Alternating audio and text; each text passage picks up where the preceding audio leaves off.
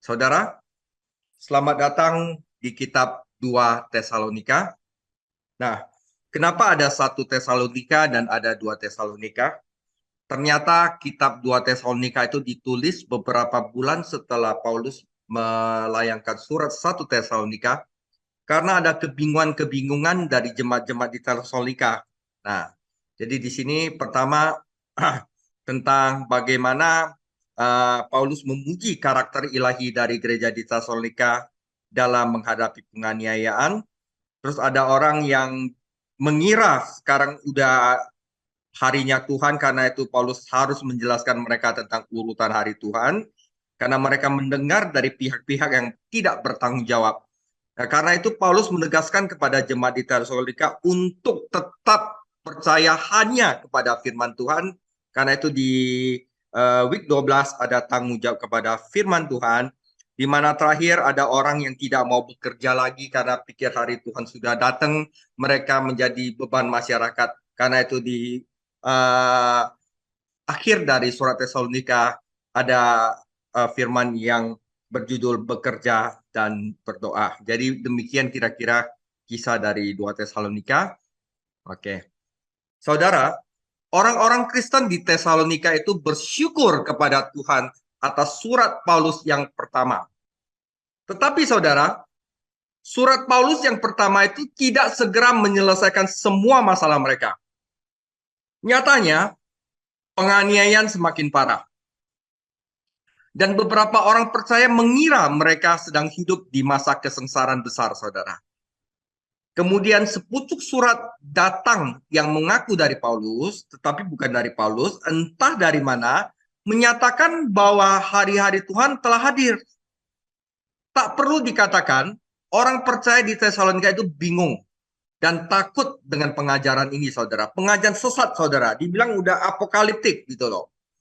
Beberapa orang percaya menyimpulkan bahwa karena kedatangan Tuhan Yesus sudah begitu dekat, mereka harus berhenti dari pekerjaan mereka dan menghabiskan waktu hanya untuk menunggu mereka. Ya, ini berarti bahwa anggota lain berada di bawah beban ekstra untuk merawat mereka. Nah, saudara, setan bekerja lembut. Sebagai singa, dia berusaha menelan saudara lewat penganiayaan. Dan sebagai ular, dia berusaha untuk menipu lewat pengajaran sesat. Nah, jadi itu kerja setan. Membinasakan dan menipu, saudara. Oke. Karena itu, saudara, latar belakang penulisan dari 2 Tesalonika sebagai berikut. Paulus menulis 2 Tesalonika dari Korintus pada tahun 51 Masehi dalam beberapa bulan setelah menulis surat pertama. Karena pokok bahasan surat kedua memiliki sejumlah kemiripan tema dengan surat pertama, Paulus mungkin telah menerima laporan kedua dari gereja yang memperinci pertanyaan dan masalah yang terus berlanjut mengenai akhir zaman, saudara. Beberapa referensi Paulus menunjukkan bahwa beberapa orang di Tesalonika dengan sengaja menyesatkan orang-orang percaya baru ini. Bahkan sampai guru-guru palsu itu memalsukan surat-surat pengajaran mereka seolah-olah surat itu berasal dari Paulus. Nanti ada di 2 Tesalonika 2 ayat 2. Oleh karena itu, Paulus sangat berhati-hati dalam suratnya ini untuk memastikan orang Tesalonika tidak hanya memahami pandangannya tentang akhir zaman, tetapi juga seperti apa tulisannya tangannya. Sehingga mereka dapat mengidentifikasi suratnya, tulisannya yang otentik, saudara. Nah, di dalam 2 Tesalonika 3:17, akhir dari Tesalonika, ditulis sama Paulus begini. Salam daripadaku Paulus, salam ini kutulis dengan tanganku sendiri. Inilah tanda dalam setiap surat dan beginilah tulisanku. Jadi ada pengajaran sesat yang memalsukan bahwa itu seolah-olah tulisan Paulus yang mengatakan kepada jemaat di Tesalonika, hari Tuhan sudah dekat. Nah, itu dia, saudara. Nah, menanggapi kebutuhan ini, jadi ada 3 masalah: penganiayaan makin bertambah, pengajaran sesat tentang hari Tuhan, dan mereka nggak mau kerja. Ya, menanggapi kebutuhan inilah Paulus menulis suratnya yang kedua. Rasul Paulus sehubungan dengan orang-orang percaya di Tesalonika yang berusaha untuk berdiri teguh dalam iman mereka, di bawah tekanan penganiayaan dan dari guru-guru palsu yang mengajar orang-orang Tesalonika dalam surat ini bahwa harapan mereka akan kedatangan Kristus di masa depan harus menjadi dorongan bagi mereka dalam penderitaan mereka, memotivasi mereka dan untuk hidup bertanggung jawab bagi mereka. Dia mulai dengan kebutuhan mereka yang paling mendesak. Yang pertama, saudara, penganiayaan yang mereka alami karena iman mereka. Yang kedua, pengajaran palsu tentang hari Tuhan.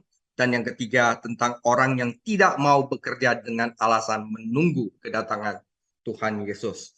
Nah, dalam pasal pertama ini, Paulus membagikan 3 dorongan bagi gereja yang sedang mengalami penganiayaan. Jadi bagian pertama ini tentang bagaimana dorongan, encouragement, dorongan Paulus untuk gereja yang mengalami penganiayaan. Dorongan pertama adalah Paulus memuji mereka, memuji Tuhan atas karakter ilahi dari gereja di Tesalonika. Dorongan kedua adalah penghiburan dalam janji Allah bagi gereja. Dan yang ketiga, penghiburannya adalah doa seorang gembala. Mari kita periksa satu-satu, saudara. Bagian pertama, dorongan pertama Paulus adalah pujian kepada Tuhan atas karakter ilahi gereja di Tesalonika. Kita baca dulu firman-Nya. 2 Tesalonika 1 ayat 1 sampai 12. Dari Paulus, Silvanus, dan Timotius kepada jemaat orang-orang Tesalonika di dalam Allah Bapa kita dan di dalam Tuhan Yesus Kristus, kasih karunia dan damai sejahtera dari Allah Bapa kita dan dari Tuhan Yesus menyertai kamu. Kami wajib selalu mengucap syukur kepada Allah karena kamu, saudara-saudara, dan memang patutlah demikian, karena imanmu makin bertambah dan kasihmu seorang akan lain makin kuat di antara kamu, sehingga dalam jemaat-jemaat Allah kami sendiri bermegah tentang kamu, karena ketabahanmu dan imanmu dalam segala penganiayaan dan penindasan yang kamu derita.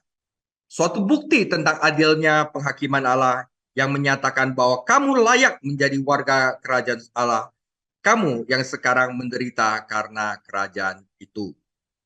Sebab memang adil bagi Allah untuk membalaskan penindasan kepada mereka yang menindas kamu, untuk memberikan kelegaan kepada kamu yang ditindas, dan juga kepada kami pada waktu Tuhan Yesus dari dalam surga menyatakan dirinya bersama-sama dengan malaikat-malaikatnya dalam kuasanya di dalam api yang menyala-nyala, dan mengadakan pembalasan terhadap mereka yang tidak mau mengenal Allah dan tidak menaati Injil Yesus Tuhan kita. Mereka ini akan menjalani hukuman kebinasaan selama-lamanya, dijauhkan dari hadirat Tuhan, dari kemuliaan kekuatannya.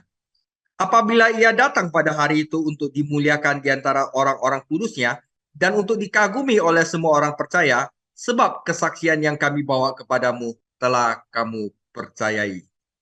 Karena itu, kami senantiasa berdoa untuk kamu, supaya Allah kita menganggap kamu layak bagi panggilannya, dan dengan kekuatannya menyempurnakan kehendak-Mu untuk berbuat baik, dan menyempurnakan segala pekerjaan imanmu, sehingga nama Yesus Tuhan kita dimuliakan di dalam kamu, dan kamu di dalam Dia, menurut kasih karunia Allah kita dan Tuhan Yesus Kristus.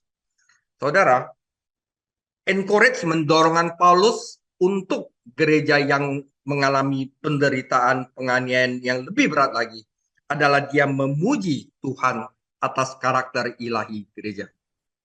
Jadi ayat 1 sampai ayat 4, kami wajib selalu mengucap syukur kepada Allah karena kamu, saudara-saudara, dan memang patutlah demikian karena imanmu makin bertambah dan kasihmu seorang akan yang lain makin kuat di antara kamu, sehingga dalam jemaat-jemaat Allah kami sendiri bermegah tentang kamu, karena ketabahan dan imanmu dalam segala penganiayaan dan penindasan yang kamu derita. Jadi saudara, setelah menyapa teman-temannya, Paulus meluncurkan pernyataan pujian dan ucapan syukur kepada Tuhan atas apa yang telah dia capai dalam hidup jemaat-jemaat di Tesalonika. Pelajaran pertama di sini, perhatikan kata wajib di sini, kami wajib, ya. Itu berarti kita terikat selalu mengucap syukur kepada Tuhan untuk saudara-saudara, saudara. Misalnya saya misalkan di GB Tanah Abang kita memiliki CINI yang selalu berdoa untuk jemaat-jemaatnya, yang selalu mengunjungi orang-orang jemaat kul-kulnya sehingga mereka menjadi kuat di dalam iman. Maka kita wajib berkata demikian kepada Tuhan, bahwa kami mengucap syukur kepada Allah dan Tuhan kita Yesus Kristus apa yang Tuhan telah kerjakan di dalam diri CINI, sehingga CINI begitu antusias untuk mendatangi orang-orang kudus. Jadi yang menerima pujian itu bukan CINI, tetapi Tuhan. Jadi kita mengucap syukur kepada Allah karena apa? Karena apa yang Allah kerjakan di dalam diri umat-umatnya. Nah, gitu, saudara. Jadi pelajaran pertama seperti kata wajib berarti kami terikat untuk selalu mengucap syukur kepada Tuhan untuk Anda. Bagi Paulus, mengucap syukur atas pekerjaan besar Tuhan adalah suatu kewajiban. Dia terikat untuk melakukannya dan itu pantas, saudara. Patutlah demikian. Karena pekerjaan yang Tuhan lakukan pada orang Kristen di Tesalonika, demikian pula kita wajib mengucap syukur atas pekerjaan besar yang Tuhan lakukan kepada kita. Bahkan kepada sesama pengerja kita, sesama umat kita di dalam gereja, saudara. Kita wajib, saudara, dan mungkin kita bisa coba lakukan ini. Walaupun kedengarannya geli, saudara. Tapi ini yang diajarkan oleh firman Tuhan, ya saudara. Nah, dengan kata-kata ini, Paulus menunjukkan kepada kita bahwa kita berkewajiban untuk mengucap syukur kepada Tuhan tidak hanya ketika dia melakukan kebaikan kepada kita, tetapi juga ketika kita mempertimbangkan kebaikan yang telah dia tunjukkan kepada saudara-saudara kita. Nah, pelajaran kedua di sini adalah tugas kita untuk memuji Tuhan. Kita terikat oleh ikatan kasih-Nya selama kita hidup di dunia ini. Merupakan tugas mutlak dari kehidupan Kristen untuk memuji Tuhan. Salah satu senjata terbaik untuk melawan setan adalah pujian. Terlepas dari penderitanya, Ayub dapat mengenalkan, terpujilah nama Tuhan. Jadi, lain kali jika terjadi masalah dan Anda tergoda untuk menjadi tidak sabar, datanglah kepada Tuhan dan pujilah Dia dan mengucap syukur. Nah, saudara, tidak diragukan lagi orang-orang percaya di Tesalonika tidak menganggap diri mereka sangat rohani ketika mereka menderita. Tetapi Paulus melihat apa yang Allah lakukan di antara mereka. Jadi Paulus melihat, ya. Jadi untuk karakter ilahi apa yang ada di dalam gereja di Tesalonika, sehingga Paulus memuji Tuhan, mengucap syukur dan demikian menyemangati teman-temannya di Tesalonika, dan secara tidak langsung itu menjadi dorongan bagi penganiayaan yang ada di dalam gereja Tesalonika. Pertama, karakter ilahi yang ada di gereja Tesalonika adalah iman mereka yang makin bertambah. Yang kedua adalah kasih yang makin kuat di antara gereja-gereja di Tesalonika, iman dan kasih, saudara. Dan yang ketiga adalah kesabaran, dan di sini dituliskan iman. Tetapi di dalam bahasa Yunani, iman di sini bukan nominatif, tapi genitif. Dan bisa diterjemahkan sebagai begini, saudara. Iman itu kan faith. Nah, di sini adalah faithfulness, yaitu kesetiaan. Jadi, iman yang semakin bertambah, kasih yang makin kuat di antara mereka, dan kesabaran dan kesetiaan dalam segala penganiayaan dan penindasan.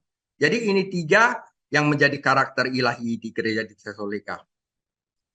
Iman dan kasih ini yang berkembang di tengah penganiayaan dan kesengsaraan membuat Paulus membanggakan jemaat di Tesalonika, bahkan ke jemaat-jemaat lainnya, saudara. Imanmu yang makin bertambah, kata kerja untuk makin bertambah di sini adalah salah satu yang tidak biasa. Di sini hanya dapat kita lihat dalam Alkitab Yunani dan memberikan pemikiran tentang pertumbuhan yang sangat kuat, saudara. Jadi imanmu yang sangat bertambah ini berarti bertambahnya sangat kuat, saudara. Oke? Iman yang tidak dapat diuji, tidak dapat dipercaya. Orang percaya baru pasti mengharapkan imannya diuji, karena inilah cara Tuhan membuktikan sah atau tidaknya keputusan mereka. Iman seperti otot harus dilatih untuk tumbuh lebih kuat, dan kesengsaraan dan penganiayaan adalah cara Tuhan untuk menguatkan iman kita. Kehidupan yang mudah dapat menyebabkan iman yang dangkal. Pria dan wanita beriman yang hebat di dalam Ibrani 11 yang telah kita pelajari, semua orang yang iman, pahlawan iman dalam Ibrani 11, itu semuanya menderita, saudara. Dalam satu atau lain cara, dan menghadapi rintangan yang luar biasa agar iman mereka dapat bertumbuh. Paulus telah berdoa untuk orang-orang percaya di Tesalonika agar iman mereka dapat disempurnakan, dan sekarang dia mengucap syukur kepada Allah atas doanya. Nah, selain iman mereka yang makin kuat, kasih mereka juga makin kuat, saudara. Kasih seorang akan yang lain juga makin kuat. Sekali lagi, ini adalah jawaban atas doa Paulus sebelumnya. Penderitaan itu bisa membuat orang egois, saudara. Tetapi ketika penderitaan dicampur dengan kasih karunia dan iman, maka penderitaan itu akan menghasilkan kasih. Dan itulah yang dikatakan adalah iman yang bekerja oleh kasih, Galatia 5:6. Galatia 5:6, sebab bagi orang-orang yang ada di dalam Kristus Yesus, hal bersunat atau tidak bersunat tidak mempunyai suatu arti. Hanya orang yang mempunyai arti di dalam Kristus Yesus adalah orang yang mempunyai iman yang bekerja oleh kasih, saudara. Nah, bagi orang Kristen, penderitaan dapat membantu menghasilkan kasih yang melimpah. Lihatlah betapa mereka saling mengasihi adalah pengakuan dunia saat melihat keajaiban persekutuan Kristen. Yaitu ada di Yohanes 11:35. Waktu Tuhan Yesus mau membangkitkan Lazarus, maka menangislah Yesus, kata orang-orang Yahudi. Lihatlah betapa kasihnya kepadanya. Orang-orang percaya awal hanya mematuhi perintah Tuhan, mereka kasihlah satu sama lain. Penderitaan mereka lah tidak menghalangi mereka untuk berbagi kasih dengan orang lain yang menderita. Saudara, karakter ilahi lainnya selain iman dan kasih adalah kesabaran mereka dalam penganiayaan. Mungkin ketekunan akan menjadi terjemahan terbaik dari kata Yunani ini. Roma 5:3. Dan bukan hanya itu saja, kita malah bermegah juga dalam kesengsaraan kita. Karena kita tahu bahwa kesengsaraan itu menimbulkan ketekunan. Anda tidak menjadi sabar dan gigih dengan baca buku atau mendengarkan khotbah. Anda akan menjadi sabar dan gigih jika Anda menderita, saudara. Jadi apa yang dialami orang percaya di Tesalonika ini? Paulus menggunakan beberapa kata untuk menggambarkan situasi mereka. Penganiayaan yang berarti serangan dari luar, atau pencobaan. Penindasan yang secara harfiah berarti tekanan atau kesengsaraan yang diakibatkan oleh pencobaan. Tidak peduli bagaimana kita melihatnya, orang-orang Kristen di Tesalonika mengalami penderitaan karena iman mereka. Dan tetapi Tuhan tidak pernah menyia-nyiakan penderitaan mereka, saudara.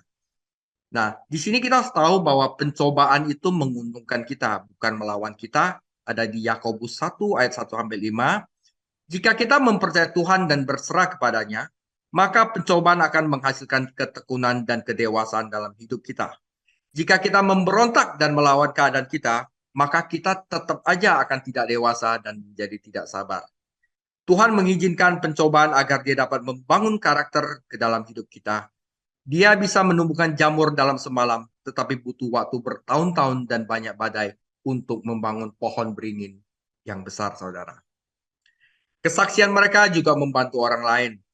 Oleh karena itu, di antara gereja-gereja Allah kami membanggakan ketekunan dan imanmu. Jadi ketekunan dan iman orang-orang di Tesalonika itu bisa dibanggakan Paulus sehingga menjadi kesaksian di jemaat-jemaat yang lain. Penderitaan tidak hanya dapat membantu kita untuk tumbuh, tetapi kita kemudian dapat membantu orang lain untuk tumbuh. Allah mendorong kita agar kita dapat juga mendorong orang lain. Kata yang diterjemahkan iman dalam 2 Tesalonika 1 ayat 4 dapat diterjemahkan sebagai kesetiaan, faithfulness. Sebenarnya keduanya berjalan bersamaan. Kita mengungkapkan iman kita kepada Tuhan melalui kesetiaan hidup kita. Orang Tesalonika itu setia kepada Tuhan dan kepada satu sama lainnya terlepas dari masalah yang mereka alami. Ketika seseorang dalam kesulitan meninggalkan Tuhan dan gereja, ya, ketika seseorang itu ada kesulitan kehidupan, mereka kalau meninggalkan Tuhan dan gereja, dia menunjukkan bahwa dia tidak pernah dilahirkan kembali. Dia itu sebenarnya belum dilahirkan kembali dan bahwa kehidupan rohaninya itu sangat lemah. Seorang Kristen sejati yang bertumbuh itu pasti akan setia apapun yang terjadi. Paulus memiliki alasan untuk memuji Tuhan dan bersyukur atas apa yang Tuhan lakukan kepada kehidupan orang-orang muda Kristen ini. Namun, saudara, ada satu elemen yang Paulus tidak bersyukur atas orang-orang di Tesalonika.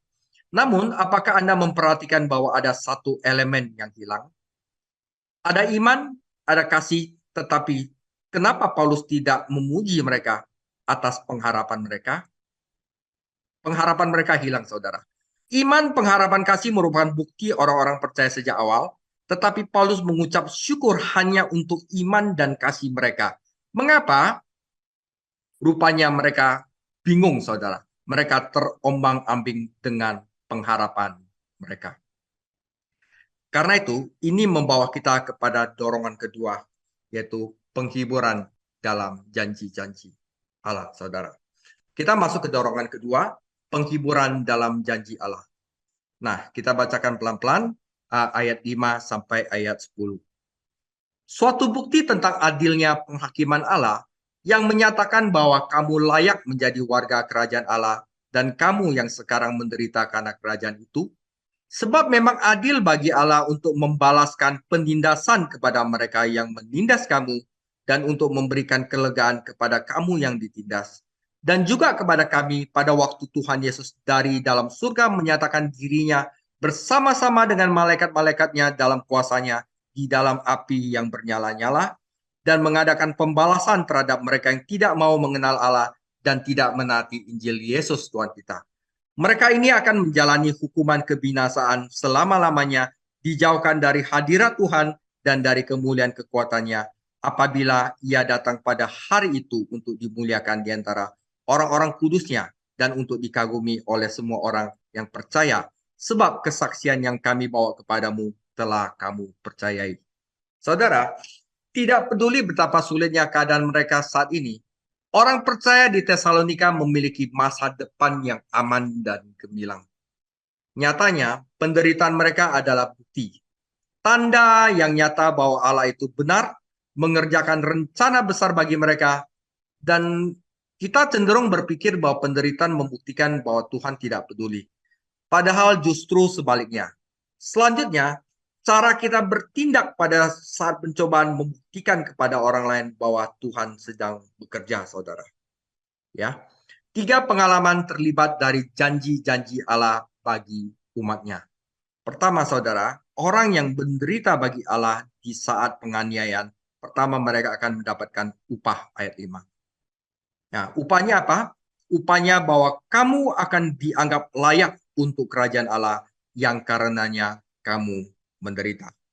Ini adalah salah satu tujuan Tuhan dalam mengizinkan penderitaan mereka. Tidak berarti bahwa penderitaan mereka membuat mereka berhak masuk surga, karena kita tahu bahwa mereka diselamatkan melalui iman kepada Tuhan Yesus. Kata karena kerajaan itu menunjukkan bahwa kelayakan ini terkait baik dengan pengalaman mereka saat ini, maupun jalan masuk mereka ke masa depan di dalam kerajaan Allah yang mulia. Dan kita akan menemukan gagasan ini di dalam 1 Petrus 1 ayat 3-9. Suatu hari, saudara, sekarang kita menderita, tetapi suatu hari Tuhan itu akan membalaskan penderitaan kita kepada orang-orang yang tidak bertuhan. Di dalam mana, saudara? Di dalam kesengsaraan besar. Nah, suatu hari Yesus Kristus akan membalikkan keadaan dan orang jahat akan menderita sementara orang percaya diberi upah mahkota. Tuhan kita tidak pernah menjanjikan bahwa kita hidup di sini akan mudah. Sebenarnya dia mengajarkan bahwa kita harus menghadapi kesulitan dan berperang, namun dia juga menjadikan upah di masa depan bagi semua yang setia kepadanya. Yang kedua tentang pembalasan, saudara. Dan kita tahu Tuhan akan membalas penderitaan bagi yang terhilang, tetapi kelegaan bagi yang diselamatkan. Tentu saja orang fasik yang menganiaya orang saleh tidak selalu menerima pembayaran yang adil dalam hidup ini. Nyatanya kemakmuran yang tampak dari orang fasik dan kesulitan dari orang saleh telah menimbulkan masalah banyak bagi banyak umat Allah. Mengapa menjalani kehidupan yang saleh jika satu-satunya pengalaman kita adalah penderitaan? Sebagai orang Kristen, kita harus hidup untuk kekekalan dan bukan hanya untuk saat ini. Nyatanya dengan hidup, dengan memandang nilai-nilai kekekalan, itulah yang membuat kehidupan Kristen kita bermakna saat ini. Kita berjalan dengan iman, bukan dengan melihat. Masa depan seperti apakah yang dihadapi oleh orang-orang tidak percaya? Kita harus tahu, saudara. Kalau kita adalah orang tidak percaya, orang-orang terhilang, masa depan seperti apa yang dihadapi oleh orang-orang tidak percaya? Lihatlah kata-kata dramatis yang digunakan Paulus untuk menggambarkannya. Kesengsaraan besar, pembalasan dari Allah, nyala api, hukuman, dan kebinasaan abadi, saudara. Dunia yang menolak Kristus akan menerima dari Allah tepat seperti yang diberikannya kepada umat Allah. Ketika Tuhan membalas, dia membalas dengan setimpal. Firaun mencoba untuk menenggelamkan semua bayi-bayi yang lahir dari orang Yahudi. Dan saudara, akhirnya pasukannya sendiri ditenggelamkan di Laut Merah. Haman berencana untuk melenyapkan semua orang Yahudi. Dan akhirnya dia serta putra-putrinya sendiri dilenyapkan di tiang gantungan yang sama. Para penasihat Raja Darius memaksa untuk menangkap Daniel dan melemparnya ke gua singa, tetapi kemudian mereka sendiri yang dilemparkan ke gua singa. Para pemimpin Yahudi yang tidak percaya akan mengorbankan Kristus untuk menyelamatkan bangsa, tetapi dalam beberapa tahun dia melihat kota mereka dihancurkan dan bangsa mereka yang tercerai-berai. Ada hal yang benar bagi Allah untuk menghakimi dosa dan menghukumi orang berdosa. Tetapi yang pasti, Allah yang kudus itu tidak dapat membiarkan dosa itu tidak dihakimi. Meskipun benar bahwa Allah adalah kasih, tetapi juga benar bahwa Allah adalah kudus. Dan di dalam kudusannya, ia harus menghakimi dosa. Di dalam kekudusannya, ia harus berurusan dengan dosa, saudara. Kata membalas tidak boleh disamakan dengan balas dendam, karena Tuhan itu tidak pernah balas dendam. Tujuan Tuhan membalas itu adalah untuk memenuhi hukum suci Tuhan. Tujuan balas dendam adalah untuk memenangkan dendam pribadi. Allah tidak menyimpan dendam terhadap orang-orang berdosa terhilang. Justru sebaliknya, dia mengutus Tuhan Yesus putranya untuk mati bagi mereka. Dan dia memohon kepada mereka untuk kembali kepadanya. Tetapi jika orang berdosa itu lebih memilih untuk tidak mengenal Allah dan tidak percaya kepada Injil, tidak ada dapat dilakukan lagi oleh Allah selain Allah harus menghakimi mereka karena kekudusan Allah. Nah, penghakiman ini akan terjadi pada hari Tuhan, yaitu ketika Yesus Kristus kembali ke bumi dengan gerejanya dan para malaikatnya. 2 Tesalonika 1 ayat 7. Dan inilah yang menjadi penghiburan kedua bagi gereja di Tesalonika yang mengalami penganiayaan. Dan yang ketiga adalah kelegaan, saudara. Tuhan akan membalas kesengsaraan bagi yang terhilang, tetapi kelegaan bagi yang diselamatkan. Kita akan istirahat, sahabat saudara. Saya percaya bahwa frasa pertama dalam 2 Tesalonika 1 ayat 7 harus diperlakukan sebagai tanda kurung untuk membalas kesengsaraan mereka bagi mereka yang menindas kamu. Dan bagi kamu yang diselamatkan, kelegaanlah yang kamu dapatkan ketika Tuhan Yesus akan dinyatakan. Orang-orang kudus akan menerima kelegaan mereka ketika Tuhan kembali di udara dan mengangkat kita untuk bersamanya selama-lamanya. Kata kelegaan itu berarti istirahat, kelepasan, tidak di bawah tekanan. Ini kebalikan dari kesengsaraan. Kata kelegaan itu menggambarkan pelepasan tali busur, saudara. Lepas, bebas, merdeka. Dalam kehidupan ini, umat Allah itu ditekan dan ditindas dan dibawa beban pencobaan dan penganiayaan. Tetapi ketika kita melihat Yesus Kristus, kita akan dibebaskan. Kita tidak perlu takut akan murka dan penghakiman yang berapi-api, karena Allah telah menghakimi dosa-dosa kita lewat Tuhan Yesus di kayu salib. Saudara, ini ada satu cerita. Seorang dokter Kristen telah mencoba bersaksi kepada seorang wanita yang sangat bermoral, yang berasal dari sebuah gereja yang menyangkal perlunya keselamatan dan realitas penghakiman di masa depan. Perempuan itu berkata, Tuhan terlalu mencintaiku karena aku adalah orang yang sangat bermoral untuk menghukumku. Saya tidak percaya bahwa Tuhan akan membuat tempat seperti lautan api. Nah, saudara dia berkata demikian. Wanita itu jatuh sakit dan diagnosisnya adalah kanker. Diperlukan operasi. Nah, Dokter itu berkata sama perempuan itu, "Saya ingin tahu apakah saya benar-benar harus mengoperasi Anda," kata dokter kepadanya di kamar rumah sakitnya. "Aku benar-benar terlalu mencintaimu untuk banyak memotongmu dan membuatmu sakit."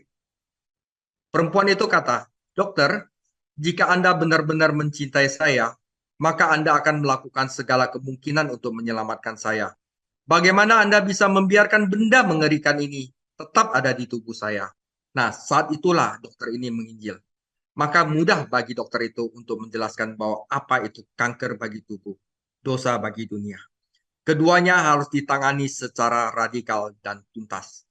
Jadi sama seperti dokter tidak dapat mencintai kesehatan tanpa membenci penyakit kanker dan mengenanganinya, demikian pula Tuhan tidak dapat mencintai kebenaran tanpa membenci dosa dan menghakiminya. Saudara begitu. Nah, masa depan apakah yang tersedia bagi yang terhilang? Saudara, mereka akan mendapatkan hukuman dan penghakiman kekal. Sementara yang diselamatkan akan menikmati kelegaan dan kemuliaan surga. Yang terhilang akan dipisahkan dari Allah, sementara yang diselamatkan akan melihatnya, mukanya selama-lamanya.